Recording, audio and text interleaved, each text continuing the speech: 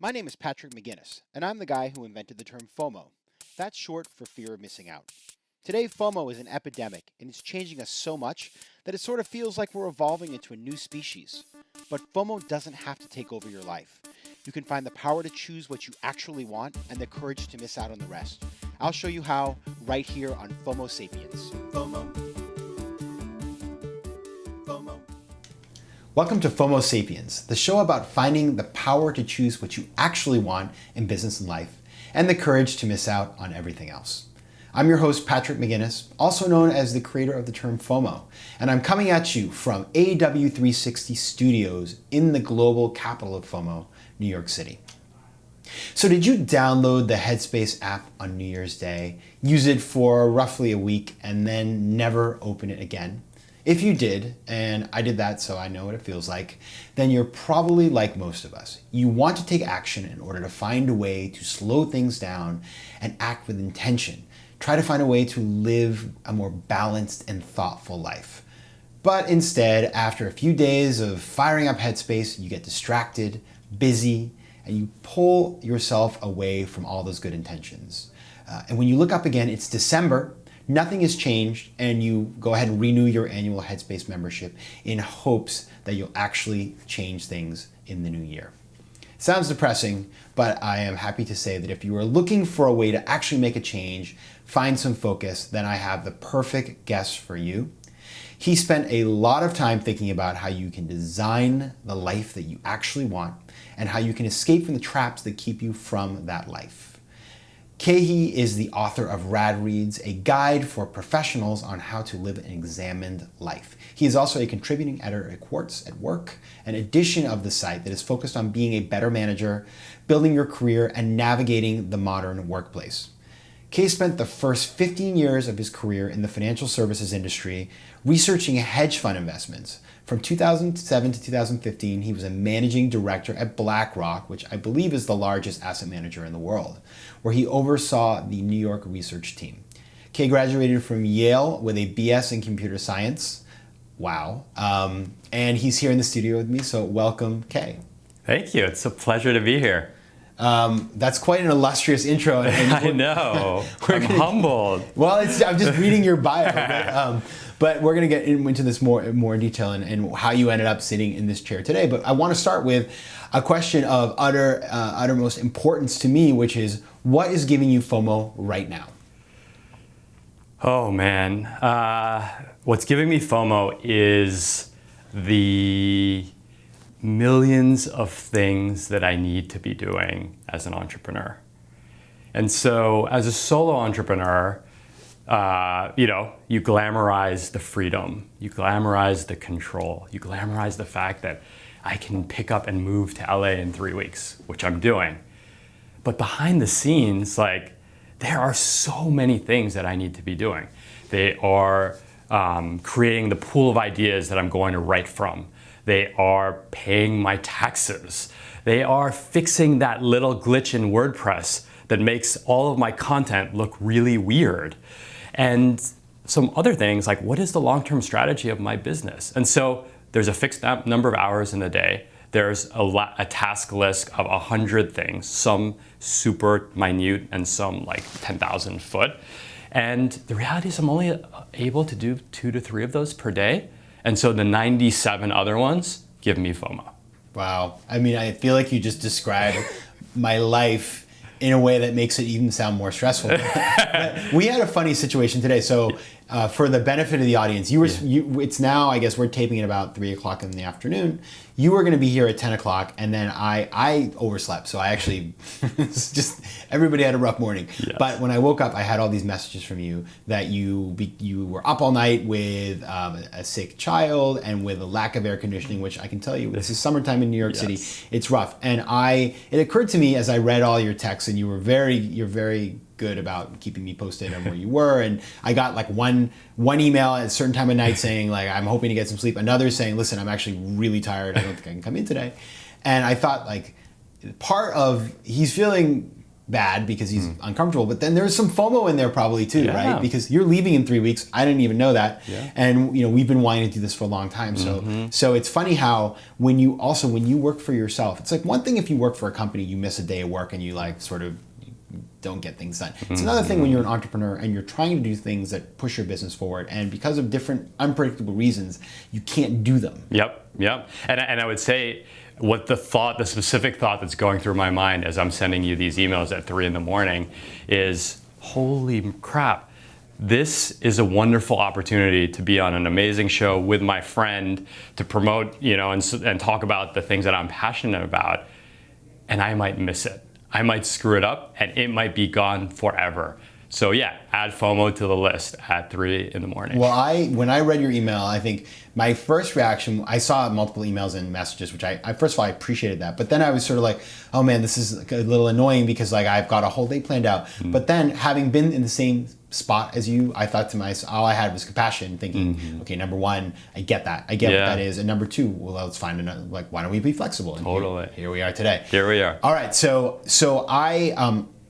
we're going to talk about what you do more a little later, but I want to start with something. So I read your stuff. I get your newsletter. I think you're different. The kind of stuff you talk about is different than a lot of people.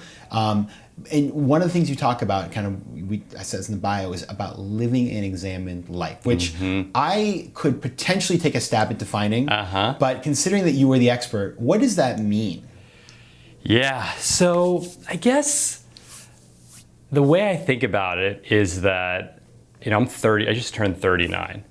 And for the first, I worked on Wall Street until I was 35. And since I was like 12 or 13 years old, I had a singular focus on being successful, being on Wall Street, and making money. And I executed on that plan kind of relentlessly for 20 years. But I never asked myself, why do you actually want to be successful? What does success mean to you? And what are you running from something? Like, what are the parts of yourself that you're uncomfortable with? I use the phrase a lot, uncomfortable introspection, that you don't like about yourself, that you haven't, that are incongruous. What are those things? And I think for men on Wall Street in particular, you're just told, like, put it in a box, bury it deep, deep, deep in your soul, cover that box and hope that it never resurfaces. And work harder. Yeah. It's like, don't focus on that, just keep working. Exactly. And so that is an unexamined life. And Socrates had said, an unexamined life is not worth living.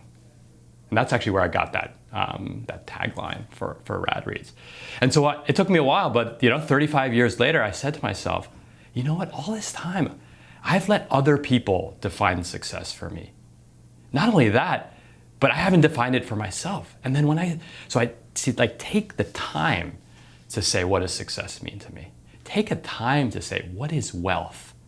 Take the time to say, like, how do I actually want to show up as a father and a husband? They sound like very mundane questions, but I challenge you and your listeners, like, how many people have carved out an hour, 2 hours per week to answer these questions? And the thing is, and this comes back to FOMO, we are so good at podcasts and social media and reading books and speed reading and all that stuff. Like, that is like our machinery, like we are like tip-top shape when it comes to that. Inside though, we're like emotional couch potatoes. We don't know what to do. We just sit on the couch all day and eat Doritos. And that imbalance, I think, is a huge source of human suffering. And I try to tap into that for myself and then share it with others. That is, there's a lot in there, right? And first of all, one thing I always like about what you do is that you're a very honest person. And so as I'm thinking, I think when you're honest, it allows me to start trying to be honest with myself. I was like thinking to myself, like, I kind of am a couch potato in these sort of ways, or here are the things that I've changed, or here's what I learned, because many people, and I think both of you and I are examples of this, are people who came up through a system where I believe your parents moved to the U.S. from other places. Is that right? Child of immigrants. Yeah, right. Cambodia. amazing, and you came into the U.S. and if I had imagined, your parents were very much focused on you studying hard, working hard. Totally. My grandparents were immigrants. My parents really taught us the importance of education, and I was very good at that, and I won. And you won, you went to Yale, which tells me that you're probably a pretty good student, and then you got a very coveted job on Wall Street. I had the same sorts of things, and then one day you sort of walk into a wall and you realize, like, I have done all the things I said I was going to do, and yet there's no perfection in what I've done. I have all these things, I have all this money, and I'm finding happiness by spending it on stuff I don't really need. And so you sort of start to realize these things. And for me, that realization came because I was working at AIG during the 2008 financial crisis, and my job basically became like, kind of went away, and so I had to sort of come to a point of reckoning. Now you decided to leave. You started a company. You're doing all kinds of different things. Like, what drove you to make this change, and what are you doing now? What did this turn into for you? Yeah. So what drove me was, I had this great job on Wall Street. I got the promotions, I got the bonuses, and every time something good would happen, I get a surge of happiness. I'd be like, yeah, I got this. All this hard work's paying off. And then 10 days later, mean reversion. So like right back to where I was before, like slightly better. I don't want to take away, like getting promoted, making money are amazing things. And I feel fortunate to have those. But it's kind of like ice cream, right? Like the first scoop of ice cream, delicious. The second, a spoonful, pretty damn good. When you're at the end of the Ben & Jerry's, your mind is eating and you're not even hungry. And guess what? You feel like crap the next day. And I felt like I was just going through the motions. And how did that manifest? Really, really bored. I was just looking around, like, there's like 2-hour Monday staff meetings. Like, am I gonna do this for the next 30 years of my life? And it was scary because I was like, A, I could, and B, my life would be damn comfortable. And the FOMO, right? It's like, whoa, like people really wanted that seat. So that was one thing. The other thing was that I was an expert, but an expert in the tiniest sliver. I analyzed computer trading hedge funds. There were probably like 100 of us that do that in the world. Great, I was good at it, but I don't know, like we're recording in a podcast video in the middle of Midtown in August. Like I knew that there was this expansive world out there, and to talk to another like computer, like, hey, what's your algo about trading stocks? I was just like, I'm good at it, but there's more to life than that. And then the third thing is like entrepreneurship, you would know this, is there's just this pull that you can't really describe it. And you could feel like, I always ask people, what are the activities that you do where time just melts away? And for me, they were these little projects that I would do in the weekends and the mornings, and the number of those things kept increasing. And I was like, I owe it to myself to explore what those things are. I love the image of the fact that there's so much happening outside of your office, and you're sitting there. People want the seat. You're in this coveted place. You're making a lot of money. Yeah. People don't go work at Blackstone or BlackRock or any of these asset management firms because it's fun. It's interesting work, but it's well compensated. But I always had this experiences when I'd be working on Wall Street, and I would. Maybe in the middle of the day, I had to run an errand. And I got in the subway and I went downtown. And I would get out at Union Square, which is a major thoroughfare in New York City. And it was packed with people. And I was like, who are all these people? Yeah. And this was before everybody was working out of coffee shops. This was, a different, even, before that. Dating yourself here. Now I know, right? When you walk out of a corporate office in Midtown Manhattan and you go to the Starbucks down the street, there's like, the whole place is full of people who work for themselves. Yeah. And there is this world that has taken over. And so it is, I think that pull is very strong, but yet many people are trapped. Now, so what you ran away, but you've from that world and you've created something entirely new. So what does Rad Reads, what's Khe's world look like today? Yeah. And so there was an intermediate step, and I think it ties a lot to FOMO that I could cover with you. Sure. Was when I left, I thought, what I need is a bigger challenge. I need something harder. I need something more high profile. I need to be in the Fortune 40 under 40. And so I actually thought that I needed to start a venture-backed company, like follow the playbook. Again, I was reacting to what I thought people wanted from me, kind of running towards the FOMO. And so I had this kind of awakening when I kind of went down this path of fundraising. I'm like, this is not what I want to do. This is not me. And I had got a taste of freedom and of a different life. Yes. And so, and when you raise venture capital, you basically just get a new boss. Exactly. That is another myth that suddenly, you've got to be having a bunch of investors who are, by the way, not the easiest people to deal with, that are suddenly telling you what to do. Yeah. Is basically, listen, it opens a lot of doors, but it doesn't solve the problem. Yeah, totally. And so I then began writing, just kind of saying on my blog, Rad Reads, saying, hey, it may look like I got everything together, like this is the job, the seat, the compensation, but I'm really confused. I'm not particularly happy. I'm not the husband and friend that I want to be. I'm really envious of others. I'm really judgmental. I have a pretty damn big ego. And I was like, this stuff's kind of messed up. And I don't know why it's the case, but let me take you through my journey to try to unpack that. And so it really started as a blog and evolved into like what I call the guide to living an examined life. But really what I am is just a cheerleader to others. And I just want to go to people like you and like the thousands of readers and listeners, and I'll lay out the properties and just say like you're not alone in what you're feeling. You got this. You're enough. You're going to be okay. And see what that means, see how that translates into their personal lives, their work lives, how they take risk, how they love, how they talk to themselves in their own head. And so how does that manifest? I write a lot. I write on my blog, I write an email newsletter, which is actually one of the ways we got connected. I've hosted multiple podcasts in the past, my own called Rad Awakenings. We're launching one with Quartz at work called Forward Thinking, about recreating your career. So I love that. Very similar to these stories. Stay posted.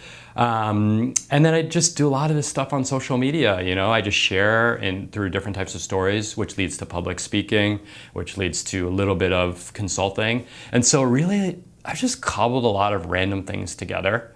They allow me to live the life that I want to live. It's not easy.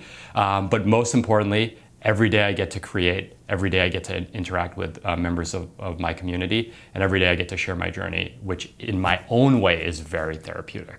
So there's like a selfishness to it too. But it is very honest. Everything you say is honest, but it's also, I find I get ideas. So I get the Rad Reads newsletter and I'll go through it, and it's sort of like you write things of your own and you're curating. I hate that word. Let me just unsay that. You are selecting. You're selecting really good content. I think it's very practical stuff that we are already buried in content. So I really enjoy it. I always wonder, and I see this for myself. So I left the corporate world, and I get two reactions from people. I got three. The first reaction I get from people is like, wow, your life's amazing. Like you have no masters. You do your own thing. And that's the fallacy of that, of course, is that I still need to make a living to live in a place like New York City. The second is, what do you do? People don't understand. It's like, okay, like you cannot be put into a box. And so there are a lot of people that just sort of say like, I don't understand what you do. Yep. And the third thing that happens is, you will meet somebody and you'll have nothing to talk about, because it's like, unless your whole relationship was formed around work, and these folks, maybe they support you and maybe they're your friends still, but it's like, if you can't talk about like hedge fund economics and they're probably you're probably not as excited about that anymore, right? You really have little to connect on. So like, as you've embarked on this journey, like how has your sort of like connection with the people around you changed? Oh man! So when I quit, I got sent into like an emotional tailspin when I would get this text message. I probably got like 40 times in the 3 months after I quit, and it was in all caps. What are you doing now? Question mark, question mark, question mark. That's terrible. It is like a dagger through the heart, especially because I didn't know what I was doing. Yes. And people who haven't been entrepreneurs see two states of the world. You're working, or you're on vacation. Entrepreneurs know that there's a messy, messy middle where you're like I mean, I hate to bring in like Ernest Hemingway, but you're like sitting in a cafe drinking wine in the middle of the afternoon, and you're like, that's the thing. And is that work? Yes. Is that play? Like there's wine involved, so most people would default to it's play. I don't know. You can't define it. But to get that text, I mean, it almost drove me back into getting a job. So that was like the first phase. And then the second phase, I can totally empathize with you, is then describing what you do. I mean, think about how I just described to your listeners.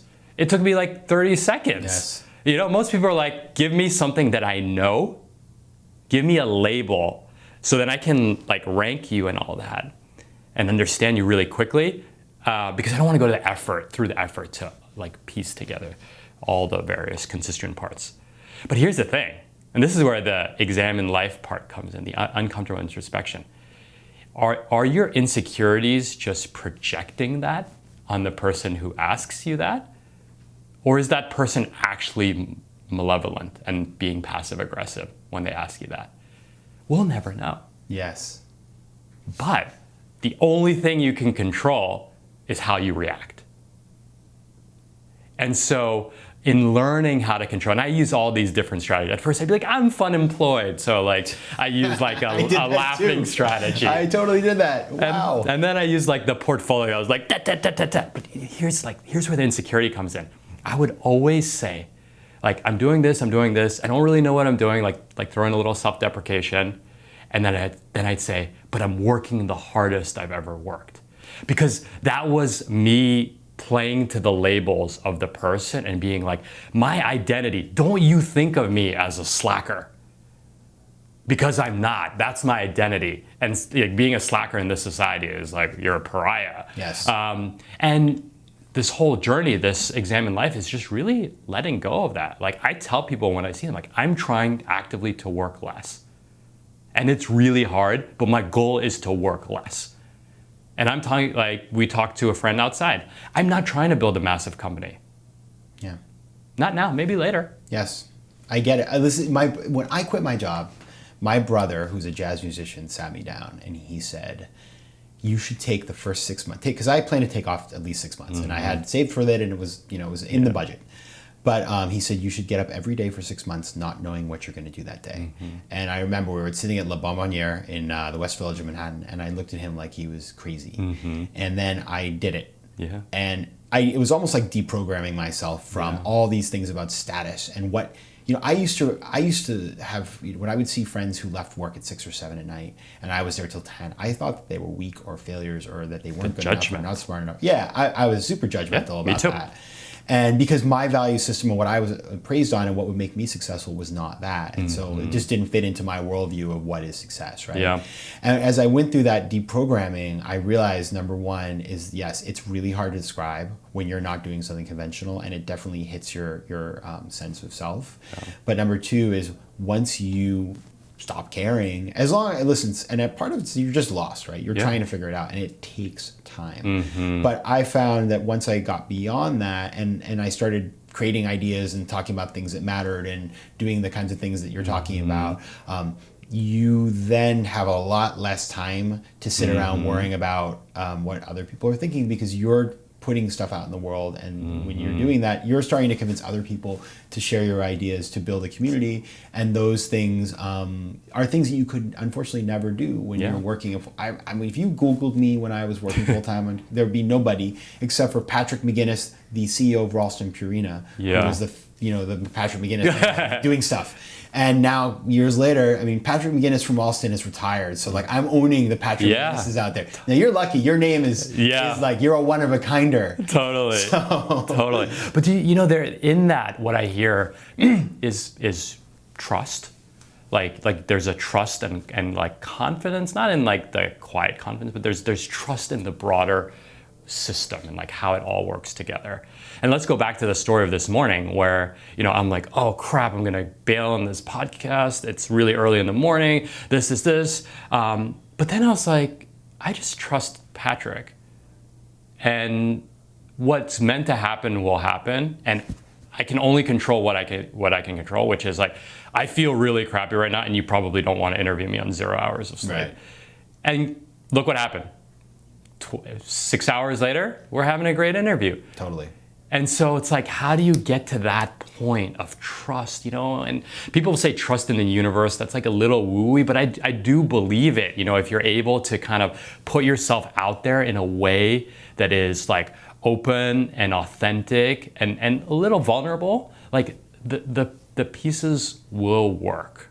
And how do you develop the practices to get yourself in that, to like be able to put yourself in that state of mind when like you're on 0 hours of sleep or when like things are not going your way is something that I would love to help people with. I love that. And I think, we think about this, putting yourself out there, being genuine, and about the people that you used to work with. Some of those people that you used to work with will still be your friends, and they will stand by you, and they will get you, and you will have great conversations. Other people were people that were of a point in time in your life that, no ill will, but like you're not communicating, you're not in the same place, you're not giving anything that they really respond to. They're not giving you what you need to respond to. And so you can sort of just decide, listen, how many people can I really be in touch with? Yeah. I'd rather be in touch with people who are, kind of on my wavelength. When we talk about lifestyle change, and you have written a lot about sort of lifestyle creep, which is a topic that is near and dear to my heart because when I was, I like to live a good life. I like to spend money on things, and I probably more experiences than things. But I remember when I quit my job, I bought this Henry Miller Eames chair, and which is an awesome chair, but it's a real investment of money. And I also realized that as I was moving away from that lifestyle, I started spending less money, not because I decided to, but because I didn't have that impulse in the same way. But you've written about the fact that, you were doing you were Maria Kondoing yourself, getting rid of stuff you don't need. Totally. And you had the $2,000 bike and the, probably all kinds of other tools. How do you manage that when you still, we live in, a modern age where there's lots of temptations. You live in New York City. You have a lot of friends who probably are buying lots of stuff that we'd all love to have. How do you manage that whole transition? Yeah, I think so.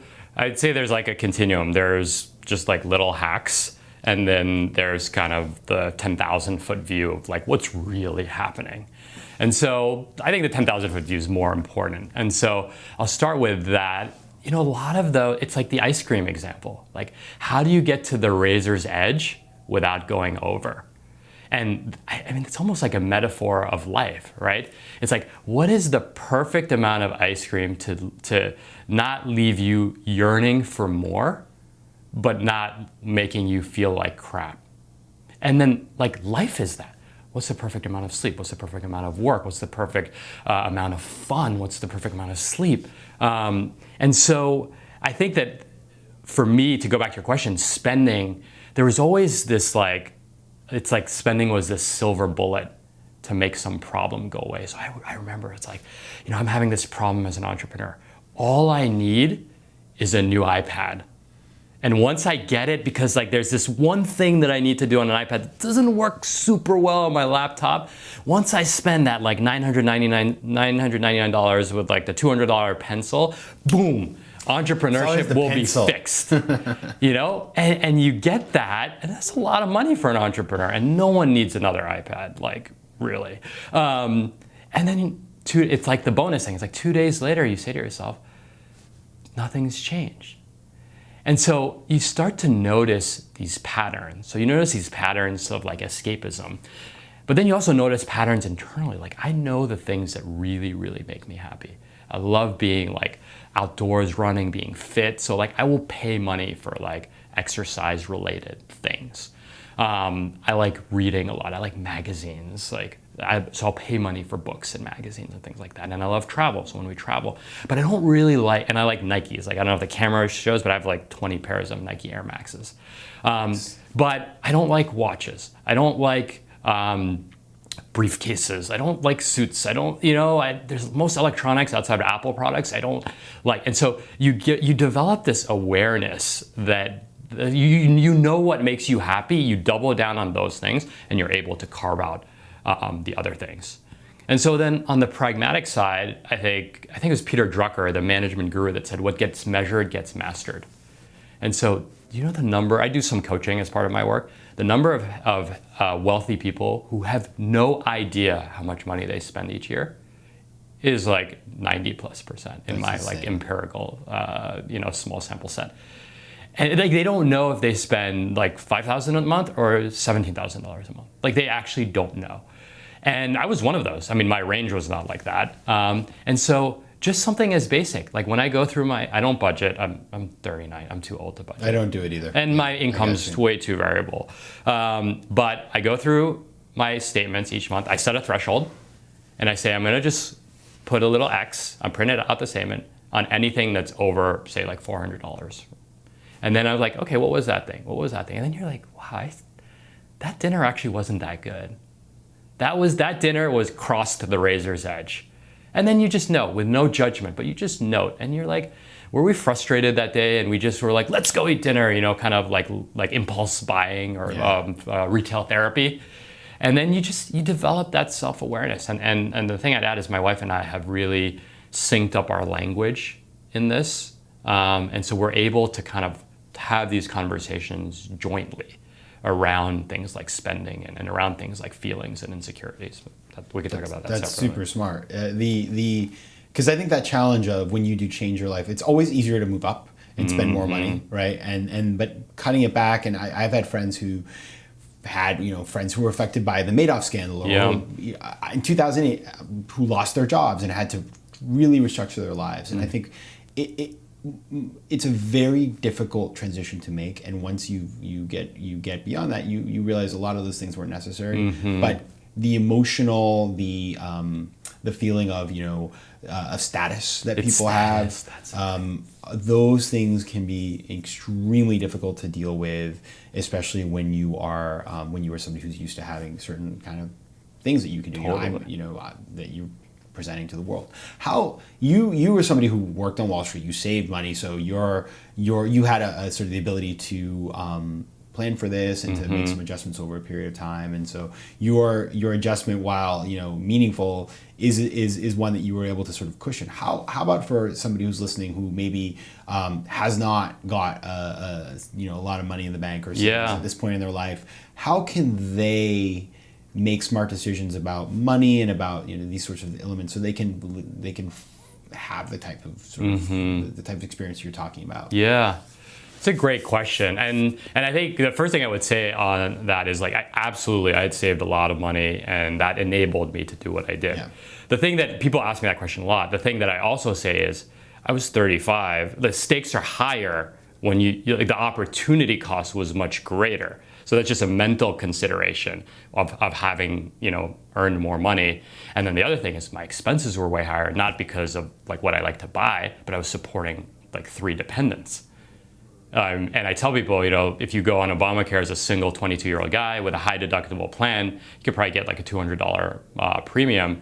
Like my family's COBRA was multiple times of that. So, it's a little bit like having a kid. There's never really a right time, and there's always something a little bit illogical about it.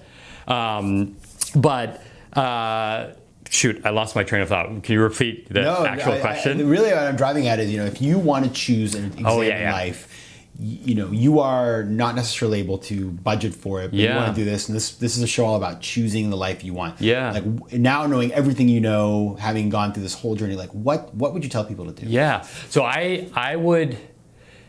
call it. I'm going to get a little geeky on. Bring it on. On like Wall Street, I call it like stock tip. Find the stock tips for the soul. And what I mean by that is, a friend interviewed me the other day for an investor meeting, and she was just an analyst. She was an analyst, so that's not her job to interview people. And she was so nervous about it, and she over-prepared, and she practiced in front of her husband. And after she told me, she's like, I haven't felt so alive in doing that. And she's like, I'm in Excel all day. And I said, you're so lucky that you saw that little glimmer. Like, that doesn't mean you have to be a public speaker. That doesn't mean you have to be a stand-up comedian. But people spend their whole lives looking for those little strands, those stock tips for the soul. And so then I told her, I was like, well, what are you going to do with that? Doesn't mean quit your job. She actually likes her job. But how are you going to commit 30 minutes, 1 hour, 2 hours a week to just pulling at that strand and seeing where it takes you. And I want to be emphatic that that doesn't mean you should quit your job. You might just find that like, hey, the hobby that has been missing in my life is stand-up comedy. Or I actually should start a podcast. And so pull on these things, and it requires intentionality. You need to look, you need to see them.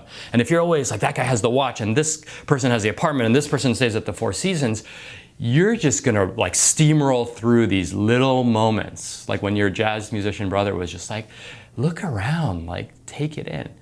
And then when you take it in, like apply that discipline that you would as an analyst, like create a process around it and see where that takes you. And I think because people are always searching for passion and meaning, and they think it's like going to Africa and like building a school and quitting their job and like blowing through their savings, like that's one version. There's hundreds of thousands of versions. And to the thing that we were talking about, like creating your own story, like not being able to describe what you do in one word, that analyst has an opportunity to add something else into her story. And then that will lead to something else, and that will lead to something else. And if you're able to do the work on yourself and not be bogged down by the status questions, not be bogged down by the lifestyle creep, not like be intentional, then you give more space for those things to thrive. And I don't know where it will go. Yes, but it will go. That is so true. You don't know. You may fail, by the way, but by sort of maintaining some level of stability, I mean, this is back to sort of 10% entrepreneur ideas, you maintain the state of release and try things on the side. You avoid, and if you do this earlier rather than later, you are going to be in a better position to do this. Because I met this guy recently, when a friend of a friend who was working in a job he absolutely hated. He felt like his life was going by him, and he quit his job. He took his savings and went on. He spent a week. I don't know how much he had in the bank, but he basically spent a week at an extraordinarily expensive hotel. And at the end of the week, he was out of money. And so I know it's like either the hotel or the job, the savings. Yeah, I'm not entirely sure. I need to work through that. I mean, I know he had bought real estate, so he had some assets. But anyway, he basically spent his entire sort of savings, his rainy day savings, on this weird sort of, I don't want to say weird, it sounds judgmental, but this kind of like this, I think, pretty questionable decision for 1 week. And then he ended up kind of driving up to the state of Maine and just sort of it's really interesting. He just met some people and now he's living there and working up there, and I think it'll turn out fine. Yeah. But my thought was like, if you had sort of tested some of these things before, instead of almost like forcing yourself into this position by quitting your job and spending all your money, you're forcing yourself to change. I know somebody else who just gave up their apartment in New York City, they live here, as a way of forcing themselves to quit their job. It's sort of like they can't get the power to do it. So they're kind of creating all these very uncomfortable conditions to do it, and I get it, and I think I'm very sympathetic towards that. But if you can do what Khe's saying and actually start something now, you take some of the pressure off that you won't end up in that sort of position. And really, like, entrepreneurship is not for everyone. No. It's really intense. There was this Marie Andrew quote on Instagram. She's an Instagram illustrator, and it said, "Do what you love." And then it was like crossed out in gigantic X's, and it said, "Work all the time." And I think that gets a little bit lost in the story, but I think the broader thing that we're both saying is that there's no silver bullet to figuring these things out. That, $1,000 hotel that your friend went to, like, maybe he thought it was the silver bullet. For me, it's like, I thought when I quit that being like the founder of a venture-backed company was the silver bullet. There is no silver bullet. You can't buy something that will take you from being unhappy to happy. There's no silver bullet purchase. And I think like really remembering that and then thinking about the component pieces and how they interact together and giving them the space while also shutting down or taming the more reptilian instincts that we have to self-loathe, self-sabotage, to judge. You can kind of like get there from both angles by like taming the desires and also taming the internal reaction. And then you find this state, like I call it like equanimity. There's just this calmness. Yes. And this lightness. And it doesn't mean you're soft. It doesn't mean you lost your edge. It So it was almost like a samurai. It's like you just know, and then you're ready, like, whoosh, like but you're just calm, you know. On that note, before we ended up getting out the swords and starting, Yeah. I want to ask you, Khe, where can people find your work? Thank you so much, and thank you for this opportunity. It's been amazing to be friends, co-collaborators, co-creators, and I'm really honored to do this. I'd say the main destination is the blog, radreads, radreads.co. And the reason why it's rad is because when I started a company, it was my homage to skate and surf culture. So I wanted to bring the word back into the common lexicon. Instagram, radreads.co. There's the Rad Awakenings podcast, and we are launching Forward Thinking on Court Set Work shortly. Amazing. Well, you just heard where to go. I certainly enjoy all the work that Khe's doing, and that's why I wanted to have him on the show. If you want to find out more about me, about 10% entrepreneurship, so you don't have to quit your job to live your startup dream, you can go to patrickmcginnis.com. There you will find connections to everything I'm working on, including other episodes of FOMO Sapiens. And if you go to iTunes, you can actually subscribe to FOMO Sapiens. And while you're there, please consider giving us a 5-star review and and all kinds of other, I guess, reviews that you can do on there. With that, I want to wish you the very FOMO-free week. And until next time, coming at you from W360 Studios in New York City, I'm Patrick McGinnis. Take care of yourself.